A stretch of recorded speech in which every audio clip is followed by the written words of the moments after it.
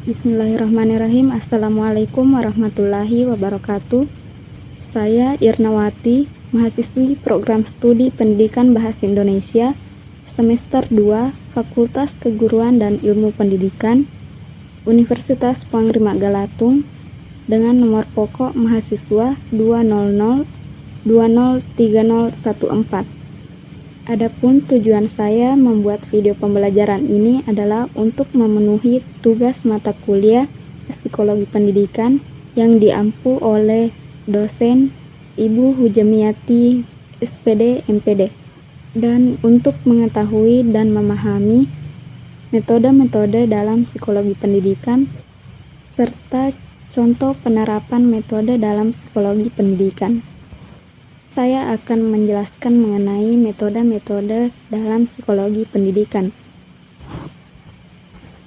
Yang pertama, mengenai pengertian psikologi pendidikan. Nah, sebelum kita masuk ke pengertian psikologi pendidikan, saya akan menjelaskan terlebih dahulu apa itu psikologi. Nah, psikologi merupakan kata yang berasal dari bahasa Inggris, yaitu psikologi. Berasal dari bahasa Yunani, yaitu psihi dan logos. Psihi yang artinya jiwa atau daya hidup, sedangkan logos berarti ilmu. Jadi secara harfiah, psikologi artinya ilmu yang mempelajari tentang kejiwaan atau ilmu jiwa. Psikologi pendidikan adalah bidang psikologi yang mempelajari tentang fenomena dinamika kejiwaan dan perilaku individu yang ada dalam proses pendidikan. Nah, selanjutnya yaitu pengertian metode psikologi pendidikan. Metode psikologi pendidikan adalah cara yang digunakan untuk mengamati atau menyelidiki tingkah laku maupun psikis seseorang untuk mengetahui lebih lanjut tentang respon seseorang terhadap suatu kondisi atau situasi.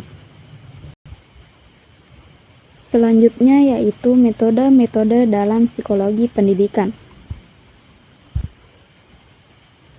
Nah, di sini saya akan membahas 5 metode dalam psikologi pendidikan. Metode yang pertama yaitu metode eksperimental, yang kedua metode kuesioner, ketiga metode klinis, keempat metode case study atau studi kasus, dan yang kelima adalah metode introspeksi. Metode-metode dalam psikologi pendidikan yang pertama yaitu metode eksperimental. Eksperimen atau percobaan dalam psikologi dapat diartikan sebagai suatu pengamatan secara teliti terhadap gejala-gejala jiwa yang kita timbulkan dengan sengaja. Jadi, tujuan metode eksperimen untuk mengetahui sifat-sifat umum dalam gejala kejiwaan. Misalnya, mengenai pikiran, perasaan, kemauan, ingatan, dan sebagainya. Metode yang kedua adalah metode kuesioner.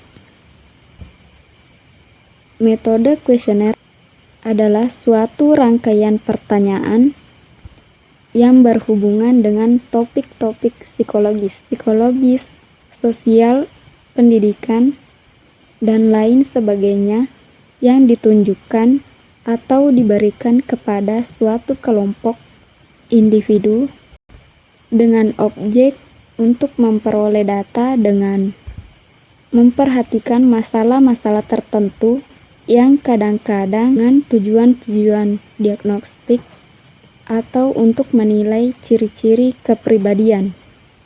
Metode ketiga yaitu metode klinis.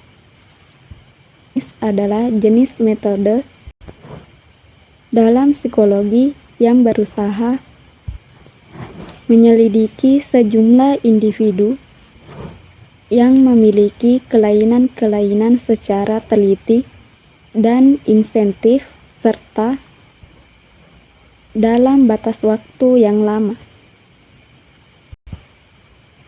Metode psikologi pendidikan yang keempat adalah metode case study atau studi kasus. Metode case study atau studi kasus adalah suatu catatan tentang pengalaman seseorang, penyakit yang pernah diderita, pendidikan, lingkungan, perawatan, dan pada umumnya juga semua fakta yang relevan untuk masalah-masalah tertentu yang tersangkut dalam suatu kasus medis atau klinik. Adapun yang diobservasi dan dicatat adalah data tingkah lakunya, bukan interpretasi dari kelakuan tersebut. Selanjutnya metode yang kelima yaitu metode introspeksi. Metode introspeksi merupakan metode penelitian dengan cara melakukan pengamatan ke dalam diri sendiri, yaitu dengan melihat keadaan mental pada waktu tertentu. Di sini, individu mengamati proses mental, menganalisis, dan kemudian melaporkan perasaan yang ada dalam dirinya. Selanjutnya yaitu contoh penerapan dalam metode psikologi pendidikan. Yang pertama yaitu metode eksperimental, yaitu melakukan pengontrolan secara ketat terhadap faktor-faktor yang diperkirakan dapat mengotori atau mencemari hasil penelitian. Contohnya, fasilitas yang dimiliki sekolah A memiliki proyektor LCD dan fasilitas lengkap lainnya. Sedangkan sekolah B tidak memiliki fasilitas yang dimiliki oleh sekolah A. Bagaimana proses perbedaan pembelajaran anak yang terjadi di antara kedua sekolah tersebut? Yang kedua, metode kuesioner. Dalam metode kuesioner, subjek akan diberikan serangkaian pertanyaan dan pernyataan. Jawaban kemudian akan dikumpulkan untuk melihat aspek apa yang akan terlibat di dalamnya. Contohnya, eksperimen mengenai sikap motivasi untuk belajar mungkin bisa dilakukan dengan menggunakan metode kuesioner ini. Serangkaian pernyataan sikap akan diberikan untuk kemudian dijawab. Jawaban tersebut akan dijadikan kesimpulan terhadap penilaian motivasi. 3. Metode klinis. Metode klinis adalah mengumpulkan data secara lebih rinci mengenai perilaku, penyesuaian dan kasus-kasus perilaku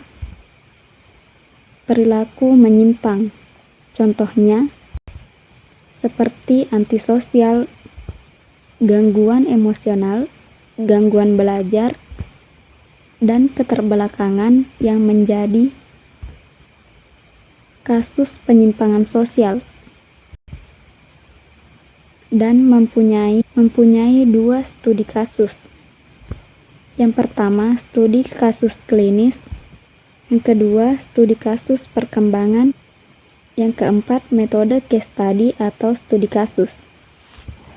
Contoh dari studi kasus ini yaitu dilakukan dengan mencari tahu latar belakang, ekonomi, budaya, fisik, dan mental anak atau siswa yang sedang diteliti. Yang kelima yaitu metode introspeksi. Contoh metode introspeksi, yaitu jika Kinan ingin presentasi di depan kelas, Kinan selalu sakit perut. Kinan ingin mengetahui kenapa dia selalu sakit perut jika setiap presentasi. Jadi, Kinan menggunakan metode introspeksi, yaitu melakukan pengamatan ke dalam dirinya sendiri dengan melihat keadaan mental pada waktu tertentu. Itulah tadi mengenai metode dalam psikologi pendidikan dan contoh penerapan metode psikologi pendidikan tersebut.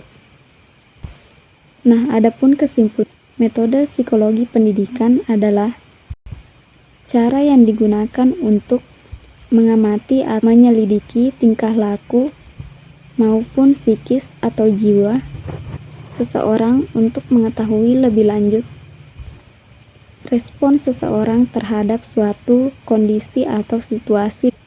Dalam psikologi pendidikan, terdapat metode yang digunakan, yaitu metode eksperimen, metode kuesioner, metode klinis, metode case study atau studi kasus, dan metode introspeksi. Itulah penjelasan dari saya mengenai metode dalam psikologi pendidikan. Apabila ada kesalahan, mohon dimaafkan. Wassalamualaikum warahmatullahi wabarakatuh.